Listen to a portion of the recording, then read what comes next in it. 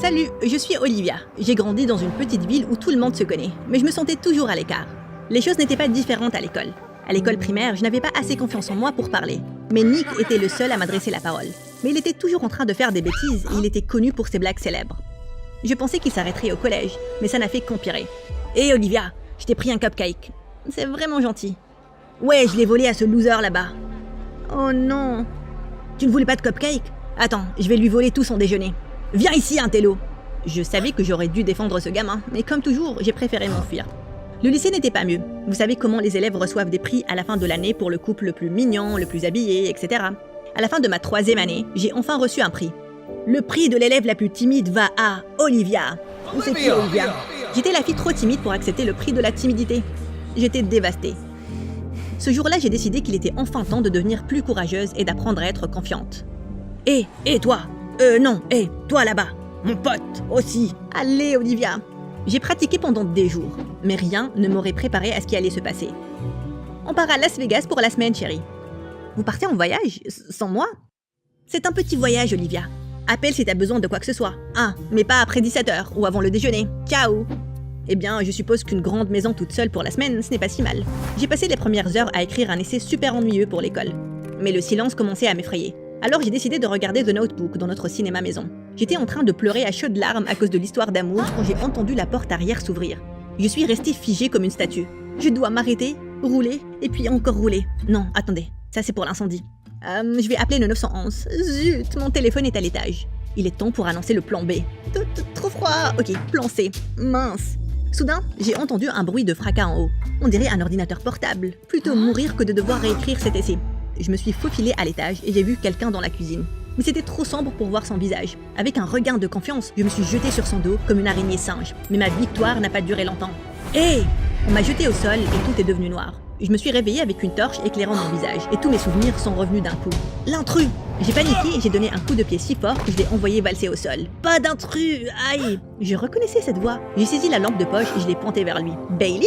Oh non, c'est pas vrai. Bailey était mon voisin incroyablement sexy, et je viens de le tabasser. On allait dans des écoles différentes, mais je pouvais voir directement dans sa chambre depuis ma fenêtre. Et écoutez, je ne suis pas une stalkeuse, mais il semble que l'univers voulait que je le connaisse. Je veux dire, comment autrement j'aurais pu le voir torse nu ou danser dans sa chambre quand il pensait que personne ne regardait?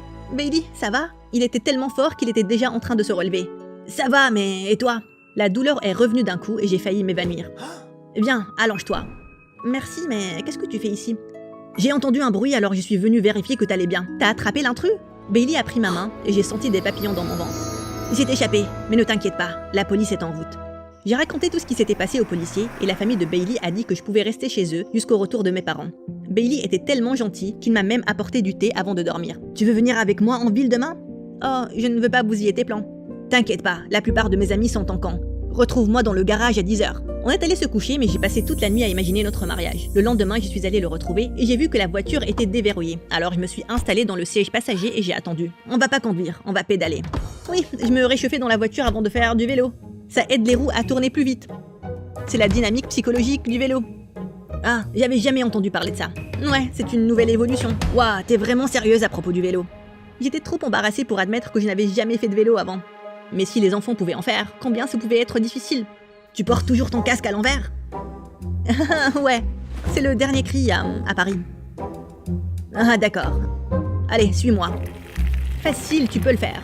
Je suis restée en équilibre pendant 2 secondes avant de tomber dans un tas de nains de jardin. T'as inventé toute cette histoire sur la voiture et le casque, hein? Peut-être. J'étais humiliée, mais Bailey était tellement gentil. Il a passé le reste de la journée à m'apprendre à faire du vélo. Mes parents sont revenus cette nuit-là. Et je pensais que je n'allais plus jamais le revoir. Mais à ma grande surprise, il a frappé à ma porte le lendemain, puis le jour suivant, et encore le jour suivant. On était inséparables tout l'été, et ça m'a rendu triste de penser à tout ce qui allait changer quand l'école allait recommencer. Le premier jour d'école, je marchais vers mon casier, la tête baissée, quand j'ai vu l'une des filles populaires laisser tomber son joli pendentif. Comment je pouvais attirer son attention avec tout ce bruit autour? En ramassant le pendentif, j'ai réalisé quelque chose. Je suis la fille qui a maîtrisé un intrus, et je suis aussi la fille qui a passé tout l'été avec son crush super sexy. Eh, t'as fait tomber ça. Mon pendentif préféré, t'es une héroïne. Après ça, elle me saluait à chaque fois qu'elle me voyait. J'ai décidé de me lancer un défi, dire bonjour à des gens inconnus. À ma grande surprise, les gens étaient sympas en retour, même les garçons mignons. Mais un jour, alors que je me rendais aux toilettes, j'ai vu le mauvais garçon de l'école, Nick, et un de ses amis en train de taguer un mur. Oups! Nick s'est retourné pour me crier dessus, mais il s'est figé. Le graffiti, c'est trop nul. Mais moi, j'étais hypnotisée par ses yeux bleus perçants. Il était tellement concentré sur moi qu'il n'a même pas remarqué qu'il était en train de taguer le visage de son ami. L'ancienne moi aurait ignoré ça, mais la nouvelle, pleine de confiance, a décidé de l'affronter dans la salle d'études. Tu sais que tu ne vas jamais aller à l'université si tu tagues l'école, hein? Je vais être un artiste. Tu veux dire un criminel. Je vais poster ta première photo de garde à vue sur Instagram. J'ai levé mon téléphone pour prendre une photo, mais le professeur m'a repéré. Pas de téléphone dans la salle d'études, Olivia. Ce n'était pas de sa faute. Je lui ai demandé de me prendre en photo. Très bien, alors tu peux rejoindre ta copine en retenue aussi. Retenue? Une copine? Je ne sais pas lequel des deux était le pire. En retenue, j'ai essayé de passer devant Nick pour qu'il ne s'assoie pas avec moi. Mais quelqu'un m'a bousculé et j'ai renversé du thé chaud sur lui. Il a sauté, il a arraché sa chemise. Ah, c'est chaud! Je suis désolée. C'est bon, je le mérite pour t'avoir mise dans l'embarras. J'allais répondre quand j'ai remarqué ses abdos de fou, et juste au-dessus, il y avait un tatouage vraiment cool d'un dragon sur son torse. Je me détestais pour avoir pensé qu'il était aussi sexy. J'ai essayé de détourner le regard, mais Nick me faisait un sourire en coin. Je me suis éloignée autant que possible de lui, mais je n'arrêtais pas de penser à lui. Cette nuit-là, Bailey et moi, on s'est retrouvés pour la première fois depuis des semaines, à cause de nos emplois de temps chargés. J'aimerais qu'on aille à la même école. Ce serait sympa, mais ça pourrait être un peu gênant, puisque je suis, tu sais, le roi du bal, de promo et tout ça. Et toi, t'es genre la fille calme. Il vient vraiment de dire que je n'étais pas assez cool pour lui? Dites-moi ce que vous en pensez dans les commentaires en bas. Et en fait, vous avez déjà liké, vous êtes déjà abonné, hein? Eh bien, j'étais plutôt agacée. Alors j'ai fait semblant de recevoir un appel de ma mère et je suis rentrée chez moi plus tôt. Ce week-end-là, je marchais dans le parc quand j'ai vu Nick se faufiler derrière une dame assise sur un banc. Il allait la voler? Je n'avais pas envie de découvrir ça. Je ne pouvais pas supporter ça. Alors je l'ai attaqué par derrière avant qu'il ne s'approche d'elle. Lâche-moi, espèce de dingue! Olivia, c'est toi le dingue. T'allais attaquer cette femme. L'attaquer? C'est ce que tu penses de moi? Le visage de Nick était à quelques centimètres des miens, et ses yeux bleus semblaient vraiment blessés. Je me sentais tellement coupable et embarrassée d'avoir eu tort, alors je me suis juste enfuie sans dire un mot. Ce lundi-là, après l'école, Nick m'attendait près de son casier. « Viens avec moi au parc. » Pourquoi je ferais ça? Fais-moi confiance.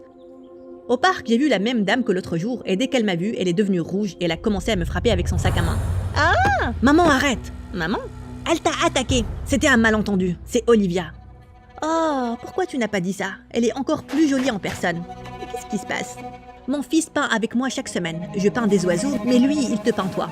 Elle a sorti de son sac une magnifique peinture de moi. C'est flippant, mais incroyable. Je suis nulle à l'école, mais je suis douée en art. Les profs me trouvent stupide. Et j'en ai marre. C'est pour ça que je fais toujours l'école buissonnière. T'es un génie. Mais pourquoi moi? Parce que personne ne t'apprécie non plus. Waouh, pendant toutes ces années, j'ai cru que personne ne me voyait. Mais Nick l'a fait. Après ça, j'ai commencé à passer énormément de temps avec Nick. Il était étonnamment gentil derrière son attitude de dur. Une fois, on se promenait et il a vu un bébé oiseau blessé. Et il l'a sauvé. Il m'a fait promettre de ne le dire à personne. Tu es un vrai tendre en fait. Ferme-la. On est rapidement devenus proches et finalement, on a commencé à déjeuner ensemble dans la cantine de l'école. Oh attends, ne dis pas que c'était un rencard, hein. Je peux te poser une question? Pourquoi t'as ce tatouage de dragon? Il correspond au dragon sur le collier de ma mère. Je suis surpris que tu ne l'aies pas remarqué. Elle ne l'enlève jamais. C'est la chose la plus douce que j'ai jamais entendue. C'est quoi cette histoire avec ce mec avec qui t'envoie des messages parfois? Brian. Bailey. On était vraiment proches l'été dernier, mais il n'est pas celui que je croyais. D'accord, c'est bien. Ça veut dire que je peux enfin faire ça. Et là, Nick s'est penché par-dessus la table pour m'embrasser. Je n'ai pas pu résister et je l'ai embrassé à mon tour. Appelle ça comme tu veux. Je suis juste un peu timide, d'accord? Tout le chemin du retour, je n'ai pas pu m'empêcher de rougir. Mais juste quelques jours plus tard, les choses ont mal tourné. Nick n'était pas à l'école ce jour-là. Il ne répondait pas à mes messages. Alors j'ai supposé qu'il était malade et je suis directement rentrée chez moi après les cours. Mes parents étaient assis dans le salon avec les policiers de la nuit de l'intrus. Et au milieu d'eux, il y avait Bailey. Bailey a des informations très importantes sur l'intrus. J'avais complètement oublié quelque chose que j'avais vu cette nuit-là. Il faisait sombre, mais l'intrus avait un dragon sur la poitrine. Non, ce n'est pas possible. Il y a un faiseur de troubles local, nommé Nick Costello, qui a un tatouage de dragon sur la poitrine. On l'a arrêté ce matin avant l'école. Nick n'aurait jamais fait une chose pareille. Maman, je t'ai parlé de Nick, il t'a bien eu, Olivia. Il attendait probablement juste de pouvoir cambrioler à nouveau. Bailey s'est approchée de moi les bras ouverts et je me suis jetée dans ses bras en pleurant. Les jours ont défilé dans un flou total. Mes parents ont essayé de me remonter le moral, mais je me sentais tellement seule. Même quand je traversais quelque chose de si perturbant, Bailey n'est venu qu'une seule fois pour me consoler. Je sais qu'il te manque, mais c'est un loser. Maintenant, tu peux traîner avec moi, tu sais, quand je n'ai pas de meilleur plan. En fait, Bailey, Nick est 10 fois mieux que toi. Il aime vraiment passer du temps avec moi. Pour ce que je suis. Il n'est ni un criminel, ni un loser. T'es sûr que tu as vu un tatouage de dragon? C'était définitivement un dragon. Je l'ai vu parce qu'il brillait comme un de ces tatouages avec des paillettes ou quelque chose du genre. Brillant? Ça ne ressemble pas à un tatouage, ça ressemble à un bijou. Je dois y aller maintenant. J'ai pédalé jusqu'au poste de police plus vite qu'une voiture de course. Toute la pratique sur ma confiance en moi m'a mené à ce moment-là. Vous allez me laisser parler à Nick maintenant. Votre visite durera 10 minutes. Je vais l'amener. Comment Nick pouvait-il être encore plus sexy avec cette combinaison orange? Ta mère était la vraie intruse, n'est-ce pas? Bailey n'a pas vu ton tatouage, il a vu son collier avec le dragon. S'il te plaît, ne dis rien à personne. Mais il faut qu'on te fasse sortir d'ici. Non, ma mère est malade, d'accord? La nuit, c'est comme si elle devenait une autre personne. Elle ne sait pas qui elle est, ni où elle est. Et elle fait tout un tas de bêtises. Je l'emmène au parc pour qu'elle ne se perde pas en rentrant chez elle. Et n'entre pas chez quelqu'un d'autre. Pourquoi tu n'as pas prévenu la police? Parce que c'est toujours de ma faute. La nuit où elle est rentrée chez vous, j'étais censée la ramener chez elle. Mais je suis allée à l'arcade avec mes amis et j'ai perdu la notion du temps. Si la police l'apprend, ils vont l'envoyer dans un établissement psychiatrique. Attends, t'as dit l'arcade? Nick, c'est génial. Ils ont des caméras partout pour que les enfants ne trichent pas quand ils jouent. On n'a même pas à dire à la police quoi que ce soit au sujet de ta mère. Tout ce qu'on doit faire, c'est prouver que tu ne pouvais pas être l'intrus. J'ai couru jusqu'à l'arcade et j'ai carrément fait une scène, jusqu'à ce que le gérant me donne les vidéos de sécurité de cette nuit-là.